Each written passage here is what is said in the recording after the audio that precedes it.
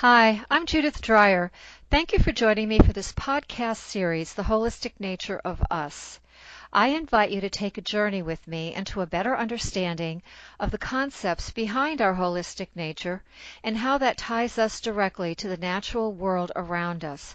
My intention is to be your guide for this half hour as we begin seeing our world with fresh eyes, gaining more understanding and learning how we can connect the dots in practical ways that we are nature and nature's in us.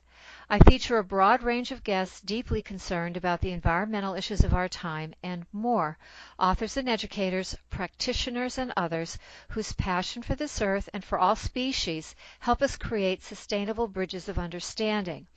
These folks are innovators, action-oriented, creating solutions in a variety of ways that honor us and the planet's holistic nature. I am honored to share their stories, their projects, and their passion with all of you. And today I'm delighted to introduce you to Lana Nelson. Lana is the author of The Food Code's Intuitive Eating for Everybody and can help anyone, including you, to discover what foods are good for you. Lana has a fascinating story of going from 10 years of chronic pain to being pain-free. She found the answers to healing in her own kitchen and through the healing arts. Lana's unique insight into our relationship with food and balancing our food's energy is one of a kind. Lana Nelson is married to Dr. Bruce Nelson, a holistic chiropractic physician, and is passionate about their family of 12 children and spouses and their 34 grandchildren. She says that she's living her dream in beautiful northern Montana. Welcome, Lana, to Holistic Nature of Us. It's a pleasure to have you here today. Thank you, Judith. And it is a true pleasure to be here with you, too. It really is. Thank you. You're welcome. What I'd like to do is start with your journey. You have quite a clan. You have quite a story about healing, and we're all about, healing and how we can be more sustainable as a human being, etc. So tell us how you began with this healing journey of yours. All righty. I was a young mother. I had 5 little children at the time. I owned a dental lab, and I was early morning. I actually was pregnant with my 6th child at the time. Just discovered that, but I was delivering a set of dentures. I worked with prosthodontists and at that time do on the cutting edge of implant dentistry and so on. And I was delivering a set of dentures one morning in my delivery car. There was an accident ahead of me, and a semi-truck did not slow down behind me and crashed into my little delivery car. Oh, that, not fun. That sent me with an ambulance ride to the hospital and head, neck injuries and so on. And over the next 10 years, I suffered chronic pain. I went to neurologists, one of my neurologists said, well, for these severe headaches you're having, I think you really should see a chiropractor, because I tried medications and I would be given a medication, and I had never really taken medications before. And so given a medication, I go, oh, okay, so this is going to help. This is going to cure my pain. And they would, the doctor would look at me and say, well, we'll see.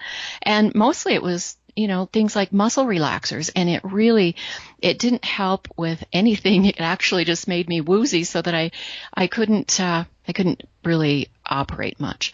And so fast forward that, I am looking everywhere for ways to get out of this chronic pain from the bottoms of my feet to the top of my head. And I have a new child, I'm raising these 6 kids. I became a single mom during all of this time and still having to be the support of my family. So I started looking into natural medicine. Now, in the 80s, natural medicine was yoga. Back then, Judith, was considered woo-woo, okay? Mm-hmm. You're right. juicing was weird, really weird. And anyway, so one of my neurologists says, I think you should see a chiropractor. And I did. That did help with some of the pain and some of the headaches. So I had also started having some severe bowel conditions and bowel problems and excruciating bowel pain. And so I'm looking into food. I started taking the best nutrition I could find, and I borrowed a juicer from a friend, and I learned that you never juice an entire head of cabbage and eat it with garlic. You just drink it back. It was, it didn't taste bad, but drinking it back really fast, popping a couple of garlic cloves in my mouth, chewing them up. Don't ever do that. It's very vibrant how fast it will come back on you. I can imagine. Yes, don't ever do that. And so anyway, I learned to gently juice, not do all the juicing in one big gulp. But so I was really looking into food and nutrition. And one day I said to a friend of mine, I really should marry a chiropractor. I'm seeing one 3 times a week. And we just kind of laughed about that and giggled. Well, with what you say and what you think, often someone in the universe is listening to you out there. I actually had friends and relatives that had been, unbeknownst to me and unbeknownst to the man I would eventually marry, had been trying to get us together for 5 years. And every time they would make, a plan to get us together, one of us would not be there. So, how about that? I love how that works, huh? Isn't that interesting? Yes. So I lived in the town I lived in. A mutual friend of a man got us together on a blind date. There was a like a school dance and a parents' night, and so my friends called me up and said, and they were kind of distant friends. It was like a friend of a friend.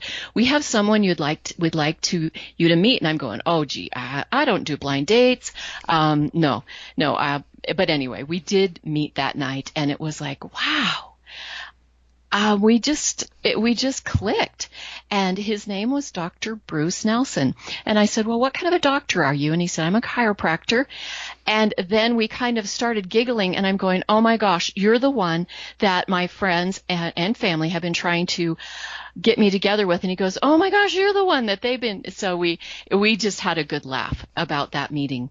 But the cool thing was he specialized in fibromyalgia, chronic fatigue syndrome. And this was back in the early 90s. And that was just being discovered then. Okay. That the people that were in extreme pain that you couldn't see, you really did have something going on inside you.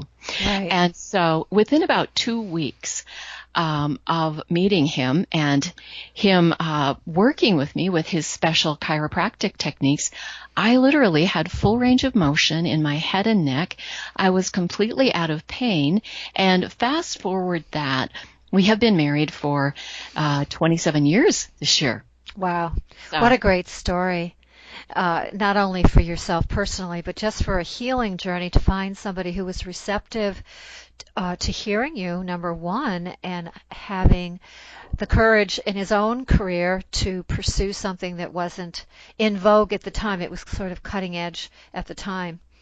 It was very much so. And he helped many, many people. Yes. That's wonderful. So this journey has led you into the field of more nutrition, and through this you developed the food codes, which is Intuitive Eating for Everybody. That's the name of Lana's book. Tell us about that and how that developed. Well, as I learned my husband's technique, how he discovered, for instance, with food, he was testing me as, he did chiropractic work and he used muscle testing. It's becoming really well known these days. It's like a lie detector test. You ask the body a yes or no question, and your subconscious mind, your brain, knows the answer to pretty much everything. And so you can use a muscle, press down down on a muscle, your own muscle, or you can have someone else do that with you, and get a yes or no answer. I was actually taking some very good, I thought, B12 vitamins. And Dr. Bruce tested me he said, you're B12 deficient, as he was going through his initial exams and so on. And I said, oh, no, I can't be. I'm taking the most expensive and best brand I can find. And he said, well, that one's not working for you. So with that, and after we were married, I became so fascinated with what he did. I kept my dental lab for about 6 years and worked at a distance, back and forth. But I eventually started working in his office, and I said, you know what? With what you do, testing to find out what imbalances that your patient's bodies have, is there something in there like an infection or something bothering that person, or is there something out like bones, muscles, joints? Is there something out like nutrition that the body actually needs? And so with muscle testing and using that, also I used some biofeedback technology at that time. I tested his patients to find out what their best healing foods were. And eventually people were asking me to do that for them, friends and family and patients asking for if I need to lose weight, what are my best foods and so forth. So that is how I developed it and found that everyone's foods are different. Your foods, Judith, are different. That foods that your body needs are different than mine. Some of them are similar, but some of them are different. So with people saying, wow, you need to write a book about this, I did. I eventually did. And it's a great book. I have it here, and I highly recommend it to my listeners. But you're right. I have experienced that also in my journey, that not all foods are created equal, number one, but number two, what you need and what I need could be two different things. And again, we get back to the medical model that one size fits all, and I think your message and mine is one size does not fit all, but we have a lot of choices in that paradigm to work with, and you are offering a choice. So tell us just a little bit more about the muscle testing. I've done it where I've held the first finger and the thumb together, and I try to break it apart for a yes or no answer. So that's one way of testing, correct? Correct. Yes, there are actually many ways of muscle testing. There are even dowsing is a way of muscle testing where you take a pendulum and establish a yes or no answer, and that is viable too. That actually connects with your subconscious mind. So again, back to the lie detector part of the brain. Your brain will give a different signal for a yes answer than a no answer, and that's exactly how a lie detector test works, a congruent or incongruent answer. So your brain is a binary computer which attaches to every muscle in your body, okay? So you can use any of your fingers, like to form the circle like you mentioned, an O-ring with right or left hand, and then maybe put another, finger to finger. You could connect those. In my book, I give you many different methods to use, as well as instructions and problem busters and things like that, including pictures. But a method that is super simple that people can use is simply called the sway test. So standing or sitting. And just let's imagine, so if any of your listeners are driving right now, just wait and do this at another time. But just simply standing, calming your mind, and take a couple deep breaths, and have an intention that a yes answer would mean swaying forward. So, and swaying forward is to a happy thought. So you could say, oh, think of roses, think of your favorite food, think of a sweet kiss, something like that. And then just imagine that you are feeling very, very happy, and your body will actually sway a little bit forward toward a good, happy yes thought. And then you can kind of clear your mind And think of something, someone who insulted you, maybe something distasteful, a food that you just really dislike, or whatever. A no is your body will actually sway away from that. So the sway test can work really well. You could hold a food in your hand, let's say any kind of a food, even a jar of food. You could hold something in your hand and you could say, is this good for me right now? And if it is, you'll sway forward. If not, you will sway backward. So that's one way of testing. And you can, like I said, there are many methods of muscle testing, but you will get a yes answer for something that is good. Now, here's an interesting thing too. Our bodies are ever changing. For instance, let's just take seasonal. You know that, different foods for different seasons in most climates around the world. And so you're really craving salads and light foods, cucumbers and so forth in a hot summertime. But then in the wintertime, you might need more solid, more heavy foods. Your body is ever changing. And so those foods that are testing really as your best foods right now may in another season or in a different stress, let's say you get sick or something, your food's requirements might change. So muscle testing is just ever useful for determining what you need and at what time and in what kind of stress is happening in your life, or if you have an agenda, if you really would like to, lose some weight, or if you would like to have better eyesight or something like that. Foods can help you. Yeah, those are great suggestions. I have my own story with muscle testing from years ago. My younger son did not have what I call foundational health. He had several issues that kept popping up, and I went and explored a couple of different venues, and I ended up with a naturopathic physician who used muscle testing. And because he was only 3.5, she put him on my lap, and she put I don't know how many different foods in, I believe, under his tongue or in his mouth or mine, and she used my muscle to test him. Mm-hmm. And we had a laboratory testing done for food allergies, and it said he was allergic to like 25 or 3 different foods. And I didn't feel that was right. And when we did the muscle testing, we narrowed it down to 7. One of which we didn't really eat a lot, or 2 of them, but the others we did. And it made a huge difference. I mean, my son changed in 72 hours. He was like a different person, just because I eliminated what this testing showed I needed to eliminate, and it really, really did work. So that's one example of a practitioner using it, and you're giving us several techniques that we can do on our own. And I know a few people that do the sway method, and it works very, very well for them. So let's go into intuitive eating. That's a part and parcel of it. I love your brain research, number one, but how does that tie into intuition in terms of using the food codes? Very, very good. We have, each of us, I call it our inner knower, that inner intuition. Now, I was a person who didn't think that I had intuition, okay? You have people that claim to be, that are psychics, and things come to them easily, a thought or a smell or a touch, or there are different types of intuition. But take it from me, we do each have our own intuition, that inner knower, that subconscious brain. And tuning into that is very easy with muscle testing. Actually, with learning the muscle testing, it increases your knowing, your intuition. Because let's say you say, is an apple good for me? And you know it, you just kind of know it in your heart, or you feel it.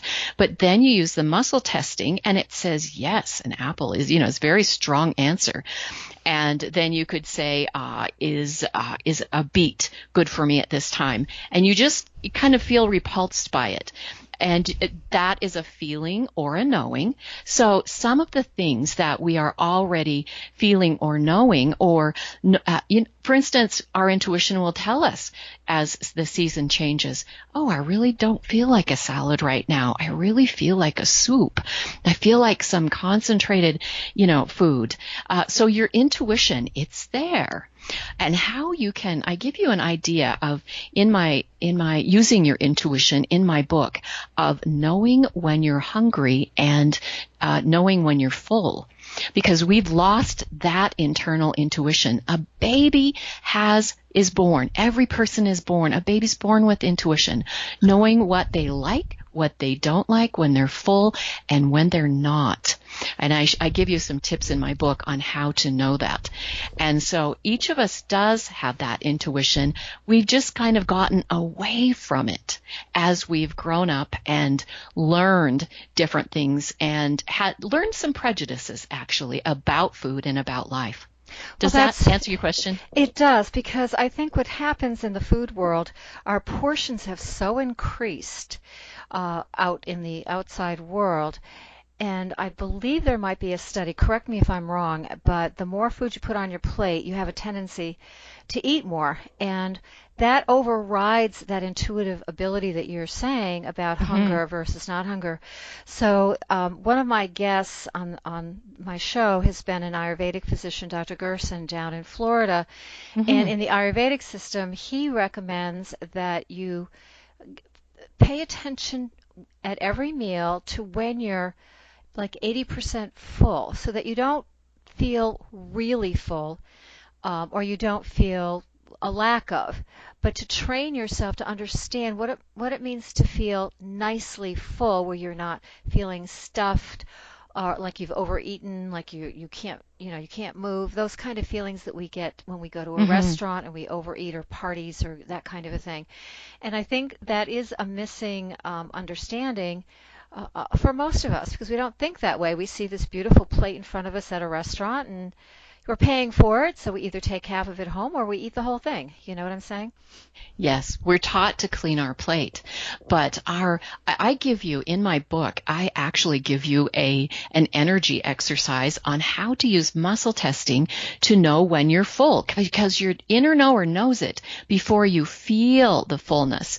And so that muscle testing and using what I teach you in my book will actually teach you to know when you're full and know sooner. And it is fabulous. It's very freeing. I also give you a really cool story of the first time I did that. It's basically called mindful eating. A lot of people are calling it mindful eating, but muscle testing can help you be more mindful and bring that back to you. Right, right. That's so true. Well, Lana, I would love you to give us 3 tips. You've given us a lot of information today, very useful information, but I always like to end the show with 3 practical tips that somebody can take into their everyday life today. All right. One of those, I think my main tip is stop judging food. We have become a world of food judgers, especially in Western life. Stop judging food because it's not all bad. And sometimes it is okay to eat that piece of cake and satisfy yourself, okay? Number 2, I think, would be to actually learn and know when you are hungry. And sometimes that's just once a day. And sometimes it could be 3 or 4 or 5 times a day. You're really hungry. It varies day to day. And stop eating when you're full. And like I said, I teach you how to do that. And number 3 I think is very, very important. It has to do with gratitude. And my main mantra saying is, do your best and bless the rest. Give gratitude. Energy work, actually, blessing or energy on your food can take something from a low frequency to a high frequency. Well, yes, and in my journey, I actually had a teacher, because I work with the plants. I've done a lot with herbalism as well as nutrition, and blessing our food, as you said, raises the vibration of it. And we forget that so much of our food is mass-produced, and there is no blessing along the way in that journey for the food to get to us. So if we can remember to do it at the table, I think we're offering something on a different level, and we're also giving back on a different level to the food substances that nourish us on a day-to-day basis.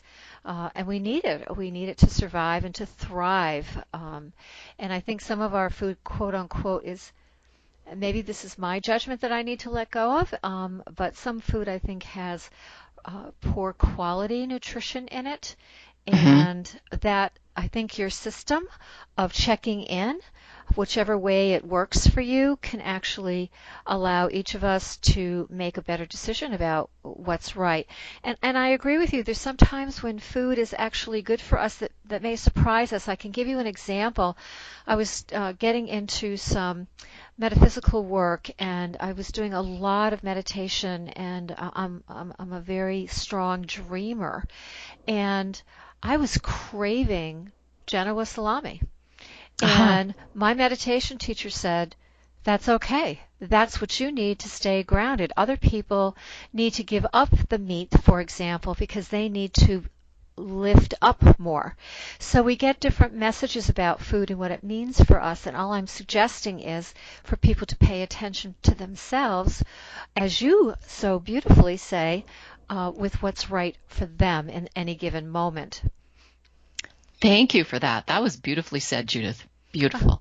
Good. All right. Well, our time is up, and what I would love you to do is give my listeners your contact information and information about your book. All right. You can find a lot of information about me at The Food Codes, CODES, thefoodcodes.com. I have some free gifts on there that are wonderful. My top 10 food lists that were the top 10 foods actually for our patients for many, many years, but those that tested like across the board good. Now, of course, you would want to test foods for yourself like I've instructed, but go there, thefoodcodes.com. You can also purchase my book through my website, or you can go to Amazon.com and just look for The Food Codes, Lana Nelson. So thank you. Oh, that's great. Well, all I can say is thank you, Lana, again for joining us at the Holistic Nature of Us. And I hope my audience feels as inspired as I do by your very practical advice and our discussion today. Thank you, Judith. All right, so this is Judith Dreyer. I'm the author of At the Garden's Gate book and blog. My book is available through my website, which is www.judithdreyer.com, as well as several distribution arms such as Amazon, Nook, Goodreads, and more. I'd like to remind all of you that a transcript is available for each podcast. Please like and share them. Let's support each other and get the word out. And remember, now is the time for practical action and profound interchange so we value our world again. Enjoy your day.